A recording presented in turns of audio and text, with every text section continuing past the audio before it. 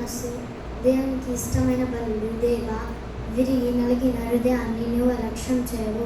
కీర్తనలు 51:17.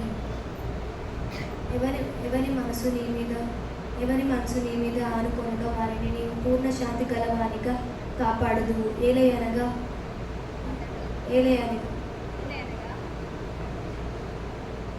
నా ప్రాణమా యెహోవాను సన్నిధించుము, నా అంతరంగమందున సమస్తం ఆయన పరిశుద్ధ నామమును సన్నిధించుము. నా ప్రాణమా యెహోవాను సన్నిధించుము, ఆయన చేసిన ఉపకారంలో దేనిని మరవకుము. కీర్తనలు 103. आके पर्वत और लगों मुझे सहायता कहाँ से मिलेगा? मुझे सहायता यहोवा से मिलती है जो आकाश और पृथ्वी का करती है. भजन संहिता 121:1-2. యెహోవా కొరకు నేను సహనముతో కనిపెట్టుకుంటేనే ఆయన నా చెవియొగ్గి నా మొర ఆలకించెను.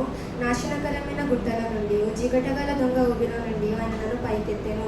కీర్తనలు 40:1-2. యెహోవా సేవకులారా, యెహోవా మందిరంలో రాత్రి నిల్చుండు వారులారా, మీరందరూ యెహోవాను సన్నతించుడి. పరిశుద్ధ స్థలం వైపు మీ చేతులెత్తి యెహోవాను సన్నతించుడి.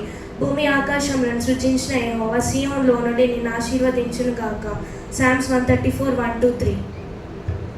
యెహోవా యందు భయభక్తులు గల తెలివికి మన మూర్ఖులు జ్ఞానమును ఉపదేశం తిరస్కరించును. నా కుమారుడు నీ తండ్రి చెప్పు బోధను ఆలకించును. నీ తండ్రి చెప్పు ఉపదేశం త్రోసివేయకుము. అవి నీ తెలుగు సంరక్షణ మాలికి నీ కంఠములో హారమునే ఉండును. ఆ దినమున యూదా దేశంలో జనులు ఈ కీర్తన పాడుదురు.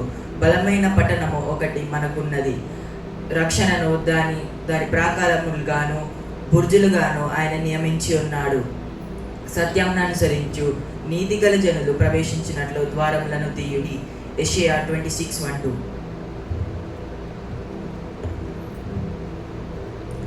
స్తోత్రము పాడి స్తుతితో పొగడి పాత్రుడా విము నమస్కరించి స్తుతింతుము. స్తోత్రము పాడి స్తుతితో పొగడి పాత్రుడా విము నమస్కరించి స్తుతింతుము. కాచెను బ్రతకాలం నా కలతలు తీర్చితివి.